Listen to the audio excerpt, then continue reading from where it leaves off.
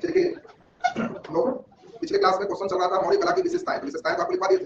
ये चल रहा था कि इस मौलिक कला का बिहार पर क्या प्रभाव पड़ा। देखो पहले बात को समझिए, प्रभाव समझते हो? प्रभाव का मतलब देख करके क्या सीखते हैं, उसको प्रभाव का। जैसे छोटे बच्चे बड़ा आदमी जैसे करेगा देख करके सीखा तो कहेंगे कि वो इसका प्रभाव पड़ा। कई बार बच्चे को बोला जाता है कि इसके मामा का प्रभाव पड़ा, ये इनका प्रभाव पड़ गया। प्रभाव माने उसका कुछ नजर आना चाहिए कि हाँ उसमें है। तो अब हम लोग देखें मौलिक कला में जो आप मूर्ति कला देखते हो, तो ये बताइए मूर्ति कला खराब है कि बहुत अच्छा है? अच्छा है। और यही मूर्ति कला जो मौलिक कालीन है, कि आगे के समय में, आगे को हम लोग कहते हैं परवर्ती काल, यह परवर्ती काल के लिए यही कला प्रेरणा का स्रोत है। यह कला प्रेरणा का स्रोत है। प्रेरणा का स्रोत का मतलब है कि यही कला आगे के काल में लोगों को एक सीख दिया, शिक्षा दिया कि इस प्रकार से मूर्ति बनाई जा सकती है। और बिहार में इसका प्रभाव है तो कुछ एग्जाम्पल देना हो। जैसे यही मौलिक कला के प्रभाव से आप आगे लिखोगे कि गया जिला में कुटिहार, आगे लिखोगे नालंदा जिला में पालकालीन जो मूर्तियां प्राप्त हुई है, वो मूर्तियां इसी कला से प्रेरित होकर के और भी इससे भव्य और सुंदर बनाए गए हैं। तो एक तो मूर्ति कला के पाठ आपको चलना हो। दूसरा सबसे इंपॉर्टेंट है, इसी कला के अंतर्गत आपको मालूम है कि स्तूप बनना शुरू हुआ। इसके पहले स्तूप की एक निश्चित प्रणाली नहीं, एक भव्य स्तूप बनना शुरू था। और इसी स्तूप बनने की परंपरा से प्रेरणा लेकर के गुप्त काल, आपको श्रीगुप्त एक राजा है और श्रीगुप्त ने बिहार में एक अलग से स्तूप बनवाया। बताइए कौन स्तूप? बिहार में श्रीगुप्त ने एक बिहार बनवाया था, वो कौन बिहार? बोलिए नाम का हिंट दे दें। मृग सिखावट, सब बोला तो बचा जाता है क्योंकि तुम ताजा ताजा इसको पढ़ा, इसीलिए इसको पूछ रहा है। मृग सिखावट, एक ध्यान दीजिए, बिहार के शब्द इसको ताजा नहीं पढ़ा और प्रतियास खाली करता है। मृग सिखावट स्तूप बना और इस स्तूप में भी उसी तरह से 3 छत्र का प्रयोग किया गया जैसे मौर्य काल में किया जा रहा है। तो आपको एक एग्जांपल में बिहार से रिलेटेड देना पड़ेगा। इसी समय आपको मालूम है कि कई बिहार का निर्माण भी प्रारंभ हुए थे और भिक्षुओं के लिए, और इसी से प्रेरित होकर के आगे और भव्य बिहार की स्थापना हुई, जिसमें आपको एग्जांपल देना है गोदंतपुरी बिहार की स्थापना किस काल में? चलो पाल काल में हुई। तो पाल कालीन गोदंतपुरी बिहार की स्थापना इसी के प्रेरणा से हुई। मिला जुला करके देखिए, इस समय आपको एक और बहुत इंपॉर्टेंट है, भवन निर्माण भी इस समय बड़ा भव्य हो रहा है। भवन में पत्थरों का प्रयोग किया जा रहा है, काष्ठ कला का प्रयोग किया जा रहा है। तो यही काष्ठ कला, ये पत्थर कला, ये आगे सभी लोग के लिए एक बहुत ही बढ़िया उत्प्रेरक का कार्य किया। उत्प्रेरक का मतलब कैटलिस्ट, जो इसके गति को क्या किया? बढ़ा दिया। तो इसके गति को बढ़ाया। देखो क्वेश्चन थोड़ा टफ है, बिहार का प्रभाव बच्चे सब लोग इसको नहीं लिख सकते, तो इसमें है क्या, जो कला वो आगे बिहार में कैसे कंटिन्यू हुआ, यह हमें चाहिए। तो हम लोग इसको फटाफट इसको ड्रॉ करें, चिन्ह करके लिखिए। लिखे मौर्य कला, मौर्य कला के अंतर्गत मूर्ति निर्माण की कला, मौर्य कला के अंतर्गत मूर्ति निर्माण की कला, मूर्ति निर्माण की कला काफी काफी समृद्ध था, काफी समृद्ध था, काफी समृद्ध था। मूर्तियों को सजीवता के साथ, मूर्तियों को सजीवता के साथ, सजीवता के साथ सही आनुपातिक रूप में, सही आनुपातिक रूप में निर्मित किए गए थे। सही आनुपातिक रूप में निर्मित किए गए थे। परवर्ती काल में, परवर्ती काल में यह कला, यह कला मूर्ति निर्माण के लिए प्रेरणा स्रोत का कार्य किया। यह कला मूर्ति निर्माण के लिए प्रेरणा स्रोत का कार्य किया। मूर्ति निर्माण के लिए प्रेरणा स्रोत का कार्य किया। प्रेरणा स्रोत का कार्य किया। मौर्योत्तर काल में, मौर्योत्तर काल में, मौर्योत्तर काल में इस कला से प्रभावित होकर, इस कला से प्रभावित होकर मथुरा शैली और गांधार शैली में, मथुरा शैली और गांधार शैली में बिहार में कई मूर्तियां प्राप्त हुए। मथुरा शैली और गांधार शैली में बिहार में कई मूर्तियां प्राप्त हुए। बिहार में कई मूर्तियां प्राप्त हुए। पाल काल में, पाल काल में बिहार के गया और नालंदा जिले से, बिहार के गया और नालंदा जिले से कई मूर्तियां प्राप्त हुई हैं। कई मूर्तियां प्राप्त हुई हैं जिसे मौर्य मूर्ति कला के, जिसे मौर्य मूर्ति कला के चरणोत्कर्ष के रूप में देखा जा सकता है। मौर्य मूर्ति कला के चरणोत्कर्ष के रूप में देखा जा सकता है। मौर्य मूर्ति कला के चरणोत्कर्ष के रूप में देखा जा सकता है। चरणोत्कर्ष के रूप में देखा जा सकता है। देखिए ये मूर्ति कला को हम लोग दिखाएंगे कि बिहार में क्या प्रभाव पड़ा। तो हम लोग गांधार शैली, मथुरा शैली, सब सबको मानेंगे कि किसके कारण डेवलप? मौर्य कला के कारण। पाल कला की मूर्ति मौर्य कला से खराब है कि अच्छा? अच्छा, इसलिए हमने लिखा कि मौर्य कालीन मूर्ति कला का चरणोत्कर्ष। जब आप पाल कला पढ़ोगे तो उसकी मूर्तियां और ज्यादा सजावट मिलेगी, उसमें ज्यादा कृत्रिमता मिलेगी, ज्यादा सजावट के साथ होंगे, आभूषण ज्यादा होंगे, तो समझोगे किसी का एक चरणोत्कर्ष आ गया, शिखर आ गया। तो ये मूर्ति कला का प्रभाव देखिए। पैराग्राफ चेंज कर दें, हम लोग थोड़ा स्तूप बिहार की बात कर लें, फिर भवन निर्माण की बात करेंगे। 2 पैराग्राफ में प्रभाव काफी हो जाए। पैराग्राफ चेंज करके लिखिए मौर्य कला, पिछला पिछला पढ़ा कि मौर्य कला था, मौर्य कला लिखा, बार-बार नहीं करे। लिख दीजिए स्तूप निर्माण की, स्तूप निर्माण की एक सुव्यवस्थित शैली, स्तूप निर्माण की एक सुव्यवस्थित शैली, स्तूप निर्माण की एक सुव्यवस्थित शैली मौर्य कला के अंतर्गत ही, मौर्य कला के अंतर्गत ही प्रारंभ हुए, मौर्य कला के अंतर्गत ही प्रारंभ हुए, अंतर्गत ही प्रारंभ हुए। इस कला से, इस कला के प्रभाव में, इस कला के प्रभाव से, इस कला के प्रभाव से, इस कला के प्रभाव से, बाद के काल में, बाद के काल में बिहार में भव्य स्तूपों का निर्माण प्रारंभ हुआ, बिहार में भव्य स्तूपों का निर्माण प्रारंभ हुआ, भव्य स्तूपों का निर्माण प्रारंभ हुआ, भव्य स्तूपों का निर्माण प्रारंभ हुआ। गुप्त काल में बिहार में निर्मित मृग शिखावत स्तूप, मृग शिखावत स्तूप में इसके प्रभाव को स्पष्ट देखा जा सकता है, मृग शिखावत स्तूप में इसके प्रभाव को स्पष्ट देखा जा सकता है, मृग शिखावत स्तूप में इसके प्रभाव को स्पष्ट देखा जा सकता है। पालकालीन ओदनपुरी बिहार का निर्माण, ओदनपुरी बिहार का निर्माण, ओदनपुरी बिहार का निर्माण, ओदनपुरी बिहार का निर्माण भी मौर्य कला से प्रेरित रहा है, भी मौर्य कला से प्रेरित रहा है, मौर्य कला से प्रेरित रहा है। इस कला में काष्ठ कला और पाषाण कला, काष्ठ कला और पाषाण कला, पाषाण तत्व पत्थर, काष्ठ कला और पाषाण कला का व्यापक प्रयोग हुआ, का व्यापक प्रयोग हुआ, काष्ठ कला और पाषाण कला का व्यापक प्रयोग हुआ। यह भी प्रवर्ती काल में उत्प्रेरक का कार्य किया, यह भी प्रवर्ती काल में उत्प्रेरक का कार्य किया, प्रवर्ती काल में उत्प्रेरक का कार्य किया, प्रवर्ती काल में उत्प्रेरक का कार्य किया। तो अब देखिए प्रभाव का मतलब समझ में आया आपको, प्रभाव का मतलब जो था वो आगे कंटिन्यू हुआ, तो क्या कहते हैं प्रभाव। और प्रभाव के बाद बारी विशेष की है, तो अब सबसे इंपॉर्टेंट बारी है किसी का निष्कर्ष।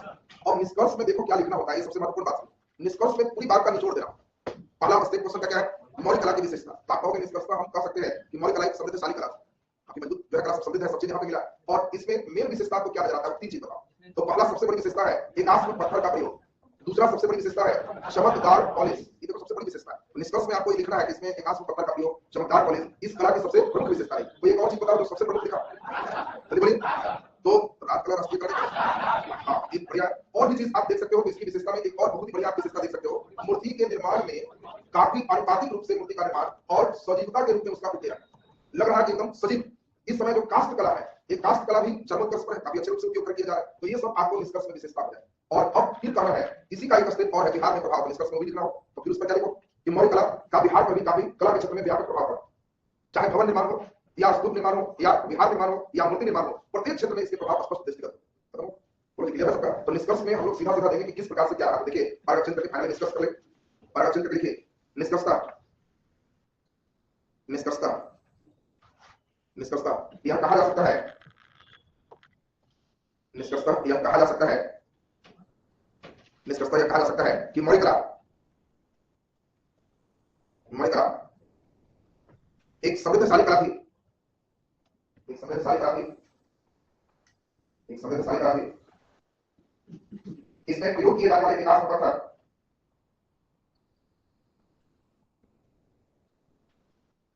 इसमें प्रयोग किए जाने वाले विकास पत्थर,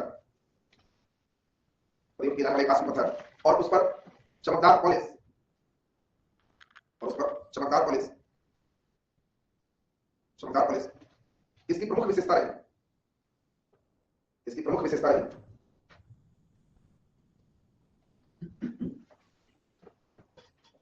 आनुपातिक रूप से मूर्तियों का निर्माण, आनुपातिक रूप से मूर्तियों का निर्माण, सजीवता के साथ इसका उत्कीर्ण, सजीवता के साथ इसका उत्कीर्ण, सजीवता के साथ इसका उत्कीर्ण इसे अन्य कला से विशिष्ट बनाता है, इसे अन्य कला से विशिष्ट बनाता है, अन्य कला से विशिष्ट बनाता है। भवन निर्माण में, भवन निर्माण में पत्थर और काष्ठ कला का, भवन निर्माण में पत्थर और काष्ठ कला का, काष्ठ कला का अद्भुत संगम देखने को मिलता है, काष्ठ कला का अद्भुत संगम देखने को मिलता है, देखने को मिलता है। बिहार में इस कला का व्यापक प्रभाव पड़ा है, बिहार में इस कला का व्यापक प्रभाव दृष्टिगत होता है, बिहार में इस कला का व्यापक प्रभाव दृष्टिगत होता है, व्यापक प्रभाव दृष्टिगत होता है। मूर्ति निर्माण, मूर्ति निर्माण, स्तूप निर्माण, मूर्ति निर्माण, स्तूप निर्माण, स्तूप निर्माण, भवन निर्माण, भवन निर्माण, सभी में इस कला के प्रभाव दृष्टिगत होते हैं, सभी में इस कला के प्रभाव परवर्ती काल में दृष्टिगत होते हैं, सभी में इस कला के प्रभाव परवर्ती काल में दृष्टिगत होते हैं, परवर्ती काल में दृष्टिगत होते हैं, परवर्ती काल में दृष्टिगत होते हैं। तो अब ये बताइए, थोड़ा जान के बड़ा थोड़ा किया है, थोड़ा बड़ा है, इसको थोड़ा कंपैक्ट अपने पढ़ के जाओगे तो अपने काम पर आ जाए। तो अब ये बताइए क्वेश्चन को कैसे लिखना है, स्ट्रक्चर तो क्लियर है सबका। अगला नंबर क्वेश्चन देखिए क्या है, पढ़िए। अगला नंबर क्वेश्चन कैसे करना है, तिरपनी से 55 है, चलिए तिरपनी से 55 लिखिए, क्वेश्चन लिखिए क्या है। तो एक मौलिक कला की विशेषताओं की विवेचना करके तो अपने से सब कही लगा, जितना विशेषता वाला लिखना है वही लिखना है, उसमें पॉइंट पढ़ा आ जाओ, ध्यान का प्रभाव लगा जाए। अगला नंबर क्या है, मौलिक कला एवं स्थापत्य कला। तो वो स्थापत्य कला नहीं लिखा है आपसे, स्थापत्य में कौन कौन आ जाएगा, भवन, राजप्रसाद, फिर क्या आएगा, स्तूप, और क्या आएगा, गुफा, अब इसमें आएगा स्तंभ, उसमें नहीं आएगा। स्थापत्य का मतलब हो गया जहां रहे, तो वो ये बताओ स्थापत्य अलग से, बाकी मौलिक कला में अलग से सबकी विशेषता लिख सकते हो। फिर उसी में देखो क्या है, आलोचनात्मक परीक्षण कीजिए, बस यही चीज थोड़ा सा सिखाना है, बस काम कंप्लीट हो जाए। आज मौलिक कला को कंप्लीट करके पाल कला की शुरुआत करें। सुनो जरा से, देखिए अब बढ़िया से बात सुनो, किसी भी क्वेश्चन में आपको आए तो व्याख्या करें, व्याख्या करें, क्वेश्चन रहे उल्लेख करें, उल्लेख करें। इसी प्रश्न में अगर आपको रहे परीक्षण करें, इसी प्रश्न में मान लो परीक्षण के बाद मूल्यांकन करें, मूल्यांकन करें, इसी प्रश्न में आपको रहे विश्लेषण करें, विश्लेषण करें, हाँ विवेचना करें, विवेचना करें। जनरली अब देखो बस इस पे आपको ध्यान क्या रखना है कि जब हम कहें, पहले समझ लीजिए कुछ और आएगा तो उसको भी बात कर लेंगे, ध्यान दीजिए। अब आपको अगर कहे मूल्यांकन करें तो नाम में ही छिपा हुआ है मूल्यांकन माने जांच करें। तो जांच करने के तुमको कोई कॉपी देंगे तो क्या 100 में 100 दे दोगे, नहीं दो। परीक्षण करें माने परीक्षा ले, तो परीक्षा ले तो 100 नंबर में कितना नंबर दो, 90, 92, 95 ऐसा दो, सीधे का। अब ध्यान दीजिए, तो 92 में तुम्हें क्या दिखाई दिया, पॉजिटिव की निगेटिव, पॉजिटिव, निगेटिव कितना दिखाई दिया, हाँ, यानी निगेटिव कम और पॉजिटिव ज्यादा देखना। अभी नहीं तुम्हारा बड़े 100 कर दिया, 92 को निगेटिव नहीं दिखाई देती। तो अब अगर कोई कला देख रहा है तो किसी भी कला में कलाकार ने जो बनाया है उसके भाव को देखना, और इसीलिए उसमें इसी अनुपात में आपको मूल्यांकन करें, परीक्षण करें, में पॉजिटिव इतना देना है और इतना निगेटिव देना। इसी में टर्म है विश्लेषण करें। विश्लेषण में एक शब्द है श्लेष, श्लेष एक अलंकार है, अलंकार पढ़ोगे निबंध सेक्शन में, तो एक अलंकार का नाम क्या है, श्लेष, और श्लेष मींस होता है चिपका हुआ। तो इस अलंकार में भी गुण और दोष दोनों को लिखना है। तो आपको सबसे पहले बात को समझना है और वह लाइन अस्तित्व बिल्कुल क्लियर होना चाहिए। वह क्या है, तो जब हमें प्रश्न में परीक्षण करें, मूल्यांकन करें और विश्लेषण करें देगा, तो हमें उसके उत्तर में दोनों बात लिखना होगा, कुछ गुण भी लिखना है और कुछ दोष भी लिखना है। और दोष ज्यादा लिखना है कि गुण ज्यादा, गुण ज्यादा लिखना है, दोष कम लिखना, लेकिन लिखना है। इसी में अगर आपको कोई टर्म लगा दे आलोचनात्मक, तो बस किसी भी टर्म के साथ जस्ट लाइक आचार्य है, आलोचनात्मक विश्लेषण करें, आलोचनात्मक परीक्षण करें, आलोचनात्मक मूल्यांकन करें, तो समझना है गुण और दोष दोनों लिखना। अगर किसी प्रश्न में है तो व्याख्या करें, उल्लेख करें, विवेचना करें, वर्णन करें, तो ऐसे प्रश्न में केवल गुण लिखना है, दोष का कोई स्थान नहीं है। देखो जो तुम्हारा ऊपर में प्रश्न दिया हुआ था उसमें इन सभी बातों को लिखा है, तो इन बातों में हम लोग क्या चलेंगे, गुण। एक साल का प्रश्न दिया जहां लिखा आलोचनात्मक परीक्षण करें, ऐसा लिखा, तो उस साल के प्रश्न में सब पॉजिटिव बात हो जाए, केवल कुछ दोष को भी लिख देना। दोष करके लिखना है, सीमाएं करके लिखना है कि मौलिक कला की सीमाएं क्या है, तो हम सीमा को भी देख लेते हैं। पहले इस बात को नोट कर लीजिए, कैसे लिखने में आपको आंसर राइटिंग सबसे इंपॉर्टेंट बात ध्यान रखना है।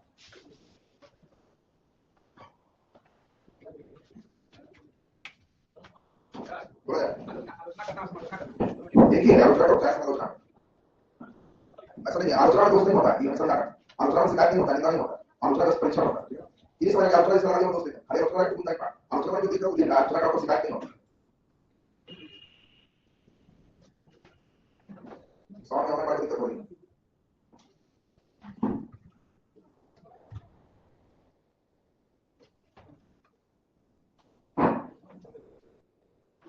चलिए तो हम लोग अब इनकी सीमाओं को देखेंगे, तो नीचे डैश करके दीजिए, हेडिंग करके मौलिक कला की सीमाएं। तो अभी इस टाइप के कला में कुछ लगा दिया, हम लोग इसकी सीमाएं लिमिटेशंस चले। मौलिक कला की सीमाएं ऑनलाइन बताओ, आपको समझ सही आ रहा होगा, ऑनलाइन में बताइए समझ सही आ रहा है सबको।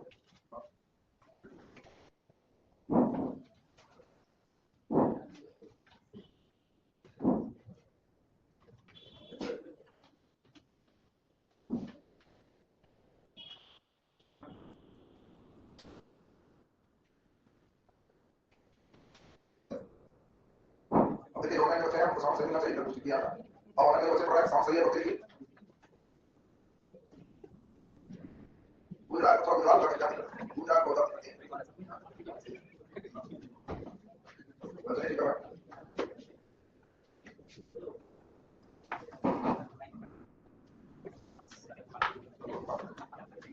का लिखते हैं।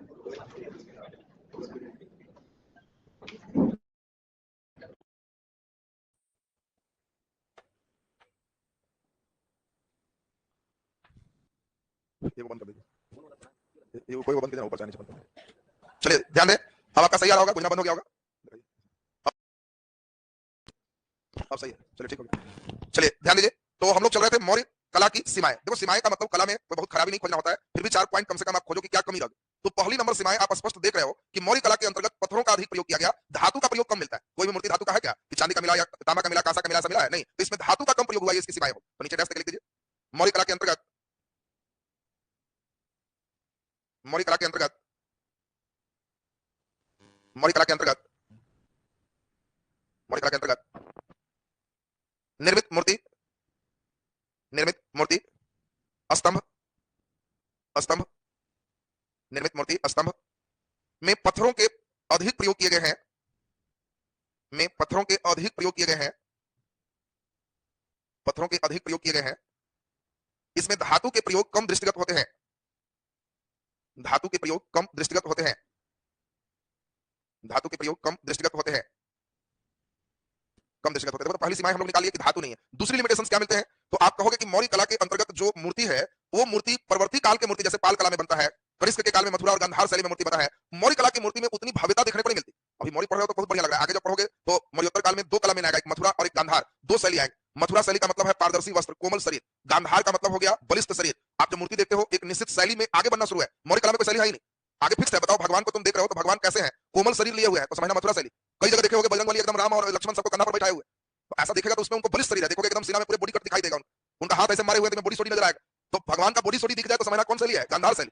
राम भगवान है, बहुत ताकत है, लेकिन उनका तीर भी खींच रहा है, रावण को मारेंगे, लेकिन कहीं नहीं देखोगे कि तीर खींचने में बॉडी सोडी उठ रहा है, सब अंदर अंदर पावर है। तो समझना कि मथुरा शैली, मथुरा शैली में कहीं प्रदर्शित नहीं होता है, कोमलता दिखता है कि भगवान बहुत कोमल है। राम जी 14 साल जंगल रहे, फिर भी उनका फोटो देख के आश्चर्य होगा कि उनका दाढ़ी बनता कहां होगा, हजामत कौन बनाता होगा, जंगल में कहां रह रहे थे, इतना कोमल कैसे रह गए। जंगल का सीन का मतलब इतनी बड़ी बड़ी दाढ़ियां होनी चाहिए।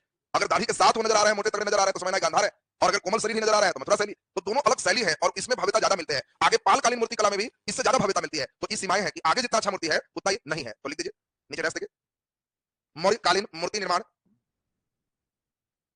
मौर्यकालीन मूर्ति निर्माण, मौर्यकालीन मूर्ति निर्माण की कोई निश्चित शैली दृष्टिगत नहीं होते हैं।